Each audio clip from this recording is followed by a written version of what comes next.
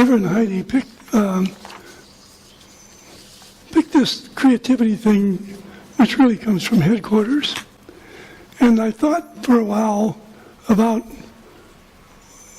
the creativity and what would I want to say. And the more I thought about it, the more I knew I didn't know what I wanted to say. So I thought, well, I think I better pay attention to what somebody else wants to say.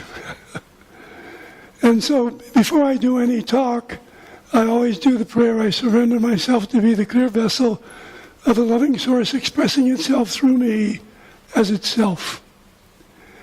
And so then I got the inspiration for the talk. So the talk title is The Critical Nature of Creativity. And how many of you thought that was a strange title or wondered why I put that title?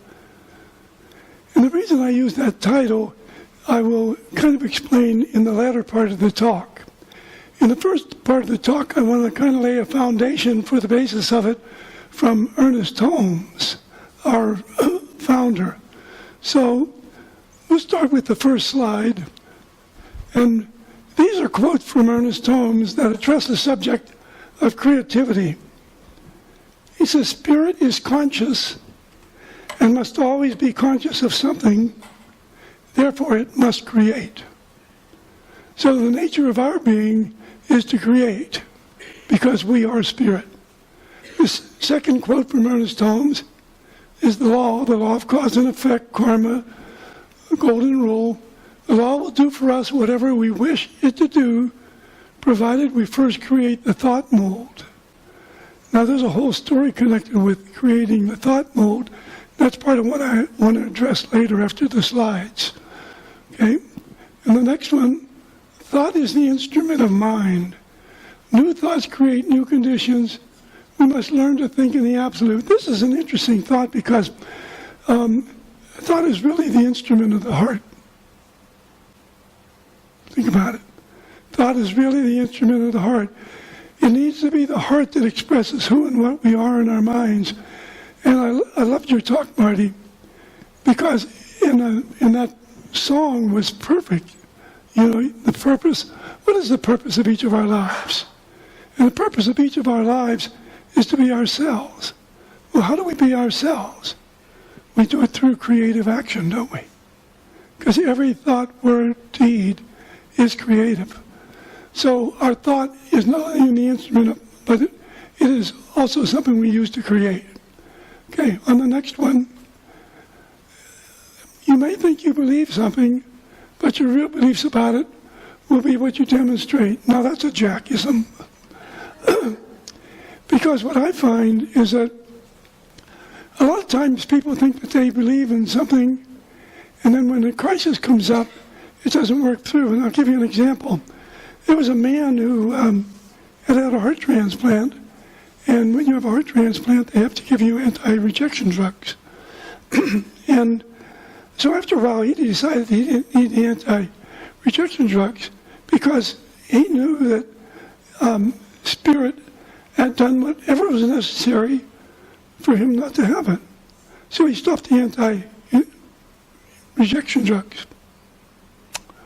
Well, a week later, he almost died. It took everything they had to save his life. Now that's kind of a stark example of seeing what a man believes or a woman and what a person demonstrates. And our lives demonstrate our real beliefs. And sometimes it's a little embarrassing and a little discomforting to see what we attract into our lives. Because we think to ourselves, well, what's that doing in my life? And yet, how many of us would be willing to say everything that I attract into my life is my creation? Yeah.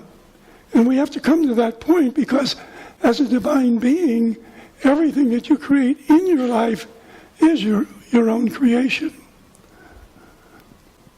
So on the next one, Ernest Holmes again is saying, to be spiritual is to create. And the last quote is, the relationship between the universal mind, the mind of God, is a reflection or a mirroring That is, what we image for ourselves, it images for us. Then it follows that the very law which creates bondage could just as easily create freedom. I want to give you a stark example of how we use this in our life. I'll ask a question. How many people in here are totally free of all self-judgment? Laughter, right? Laughter. Yeah. And yet you see, when we judge ourselves, we don't accept who we are. And so what we are doing is creating a false self. We're creating an artificial thought self. But that isn't who we are. And if we want to move along the spiritual path, part of our creativity and our act with creativity has to be to focus on creative that which is truly the divine tool for our greater expression as a spiritual being. So, if I run across someone in my life who bugs me, I go inside. Why am I attracting this person in my life? Is there something I have unresolved within myself? And usually I'll find out that there's something unresolved there. I was thinking of the anger I had at a particular person and the judgmentalness a while back, and I've been doing pretty good on getting rid of judgmentalness. I mean, 30 years of work? How much progress do we make in 30 years of work? Well, we have to make enough progress that we come to the point that we will not judge ourselves. Because in the judgment of yourself, you are exercising the divine creativity to see yourself as less than what you truly are. Think about that. That is an insult to your divine being. That is a flat-out, absolute insult to your divine being. When the divine looks at you, it sees its perfection. We get confused because we say the spirit is perfect. And yet, look at all the things that the human being does. Well, is the human being perfect? And the answer is yes and no. If we look at the human being, it's not a finished product, is it? Anybody here a finished product? I want to see you ascend. Yeah. Yeah, if we were finished products, we would be very differently than what we are. We wouldn't judge ourselves, we wouldn't criticize ourselves, we wouldn't put ourselves down. Now, here's the thing about creativity. You are constantly creating. Every one of us creates with every one of the 50,000 thoughts we have a day. How many of those 50,000 thoughts are you even aware of? How many negative thoughts are you aware of that you say or think during the day? Oh, I'll never make that. I won't be good enough to do that. I can't succeed at that. Oh, they won't like what I'm going to say. Oh, they'll think I'm a dummy. Whew. That's creativity in action. That is creativity in action. Do you want that kind of creativity coming back on yourself? No. So here's the great lesson that we learn, is that when we experience the oneness,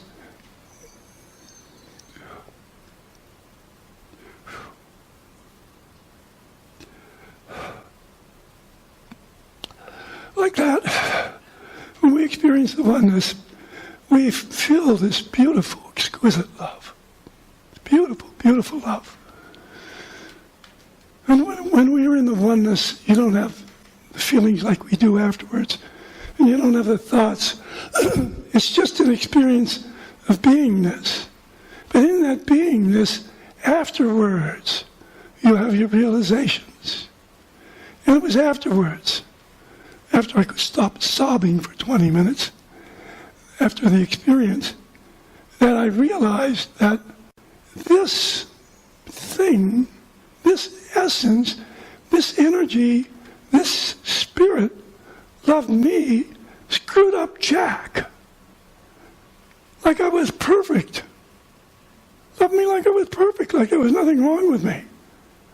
I was dumbstruck. When has anybody in my life ever seen me that way? As a young man, the first 40 years, no way. Yeah, we don't. That's the before, you know. That's the before the science of mind and the learning and the spiritual information and the growth. And so what I learned from that was that it is the role model. Not what I was taught as a child, not the abuse and the verbiage and get off your GD butt, boy, and do the work and everything else, and all this condemnation and all this judgment. Now, nobody here has ever had that, right? So what happens is because we get these things in our early years, they get burned into the subconscious. Actually, they get burned into the body cell memory with the belief and the emotion. And that's why if you see someone and they're doing something weird, you say, what's the matter with that person? They got triggered. How many times have you felt that way, right? You get all upset, you say, geez, what am I getting upset about? You got triggered because it was a frame of reference from a negativity of early childhood. Imagine this. Imagine if you could heal your childhood wounds. Instead of creating a wounded child, if we exercise the divine creativity to create a divine child, I was looking for a good definition of creativity. I went through hundreds of lines of things. A two-liner. You ready for this? This is from, it says that creativity, this is by Amorifer Alden, who says, creativity is God's seed planted in every person, every soul personality. The seed is not only for our personal benefit, but everyone else's. Wow. That's a really meaningful statement because this person understands what our role in life is. Our role in life is to serve each other. But our role in life has to come from being a whole server. And how can we really spiritually do our job when we're caught up in our own negativities and our own self-doubts and our own self-criticism? The whole purpose of creativity is to let the divine express through us freely and fully. I want you to imagine for a moment. Imagine if for even 10 seconds you could let the purity of the divine express itself in its full creativity through you. What would you feel like? What would you feel like? At first you'd be so overwhelmed it wouldn't be funny. You'd be so overwhelmed you'd be crying inside with those tears of bliss. Well, we're all perfect spiritual beings. And the human nature looks like it's flawed, but this is the whole purpose of life here, is through these lessons to learn the lessons and then to release them, okay? So we got wounded, so we got hurt. What did we learn from it? I know what I learned from it. I don't want to hurt another person. I don't want to insult another person. I don't want to put another person down. I want to be my own person. Take it or leave it. I want to be my own person. I want to be a clear vessel of the divine.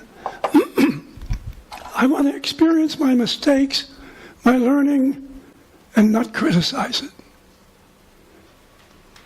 You know, if you watch nature, nature grows, and you think the plants and the trees and the weeds and the flowers criticize themselves, or say, well, I wonder if I do good enough. Well, what are we doing? What are we doing? We are moving through the shift of the ages at this particular time, where we're preparing to move from the third to the fifth dimension. And Ernest Holmes touched on this briefly once when he said that we are involved in an infinite evolution. And the evolution is that we are going to take this planet to a higher level, or it's going to take us to the higher level of the fifth dimension. Well, the fifth dimension is a creativity of divinity. It is a creativity of people who know their oneness with God. What if you knew your oneness with God? What if you really knew your oneness with God? Wow. Would you be afraid? Would you compare yourself with someone else? Would you feel like a failure? No, in that presence you are totally complete. And that is the truth. And our job is to exercise a different creativity in our thoughts, feelings, emotions, and beliefs.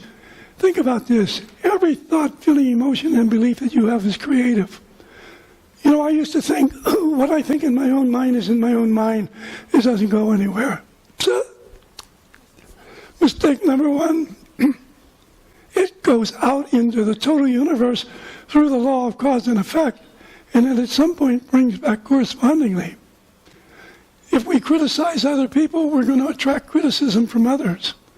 If we compare other people, we'll attract comparison from them. Is that divine creativity?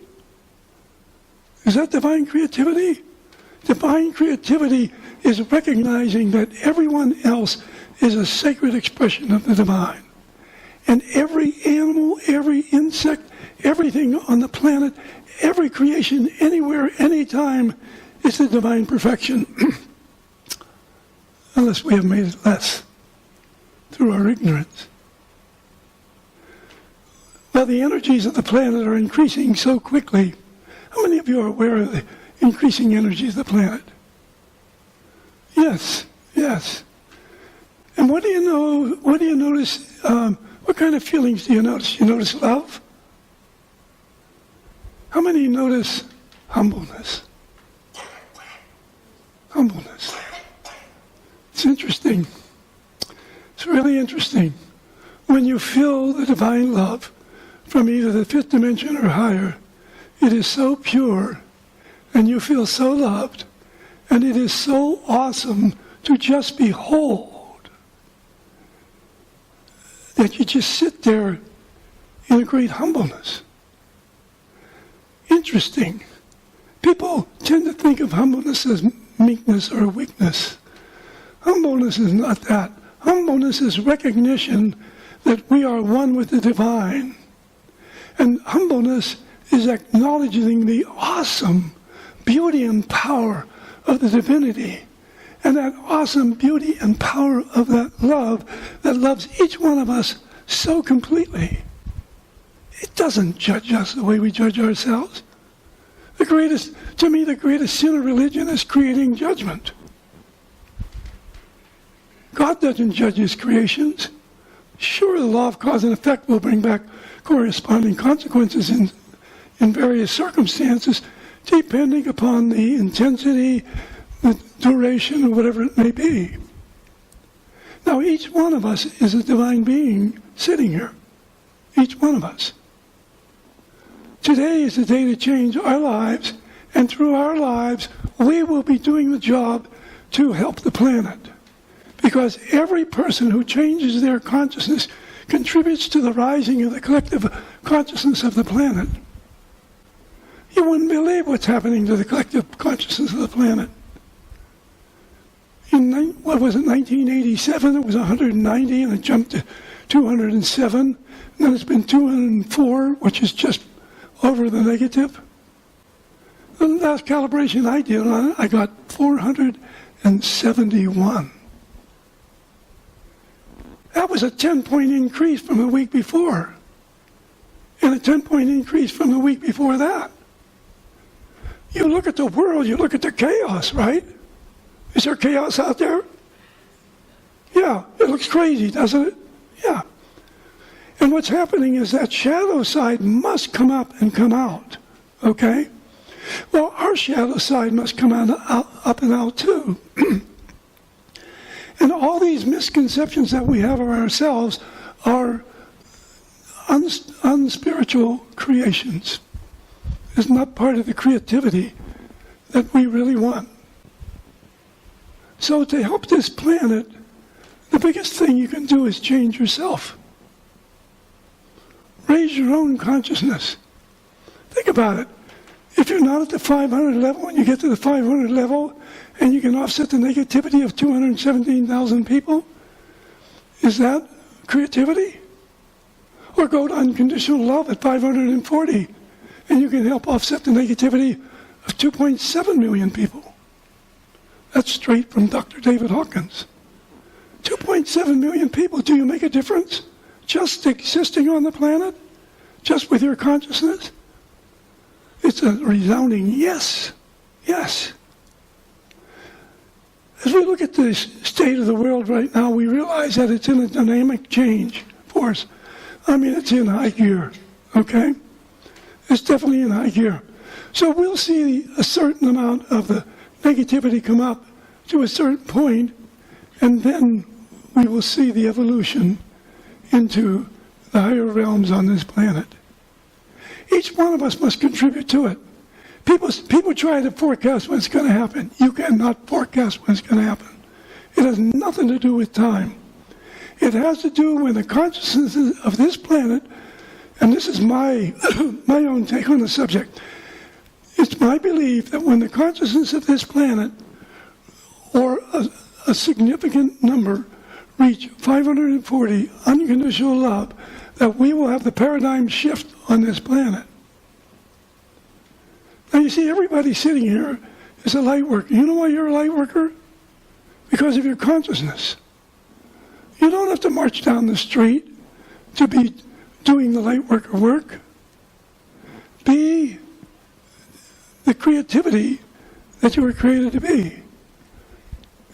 Do your prayer work every day. What do we want to pray for? We pray for what we want. So I'm going to close with a closing prayer as an example, okay? Ready? All right, so let's go to that inner place. And the first thing we do is recognize that there is one.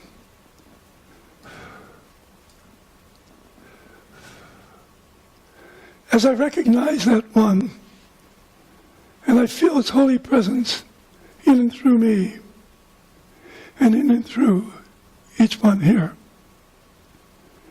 I recognize that beautiful love that loves each one of us like we were the only one. It holds us in absolute esteem. We are its perfect creations, in spite of what we might think. And we are one with the loving source, Father, Mother, God. We are one with the earth. We are one with the animals. We are one with all life, everyone, everywhere. Other planets, other galaxies, and other universes, all one. As I recognize my oneness, and that I am one with the all-involving one, I know that I am a part of this unity, this oneness, even though it's difficult to explain in words, or to even state in words. And each of us is one, because we are unified with the one as one. And so from this point of unity, I now speak these words. The first words I speak are for Judith and Barry Barber. Barry's son of 52 passed away, and they're going back to Minnesota, otherwise they'd be here today. And I speak this word for each person here who needs some kind of a healing within themselves to put them more onto the track of the realization of the oneness and the sacredness of themselves and all life. So I speak the word for myself and each person here, that we are awakening to the realization of the true beings that we are. That we exercise a daily creativity that helps to lift and move this planet, that helps to change the negativities of this world into the truth and the light and the peace and the love and the oneness, the brotherhood, the sisterhood, and the realization that there is only one, and we are all here to serve each other. I speak the word that whatever each one of us needs to release to grow in our spiritual stature is facilitated by the company of heaven itself, which is speaking this word with us.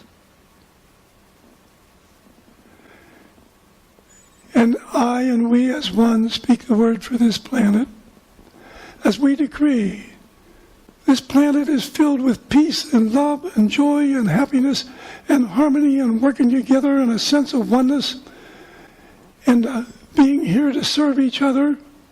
And we have healed the planet, we've healed ourselves, and we have elevated to the fifth dimension realm so that we are free of the third dimension things of death and illness and negativity and judgment and wars and violence. And instead, we live in a world of peace and love, joy, happiness. Everyone is fed, everyone is sheltered, everyone is loved, everyone is cared for. Nobody is abandoned. Everyone is held in great love. And there is a sense of oneness that permeates this planet so totally that we have transformed the planet.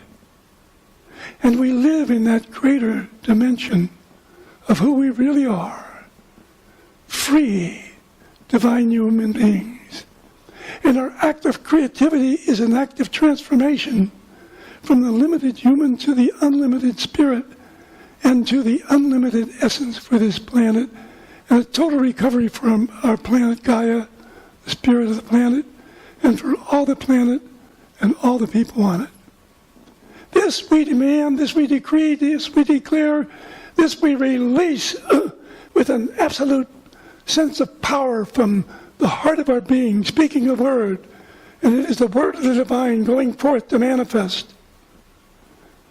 And then with great humbleness, we release that word to the infinite intelligence, love, and power of the law, recognizing our word must manifest. And so we give thanks, knowing it is manifesting, it is changing things, it is accelerating this evolution. So with gratitude and humbleness, we release our word, and together we say, it is done, and so it is. And so it is.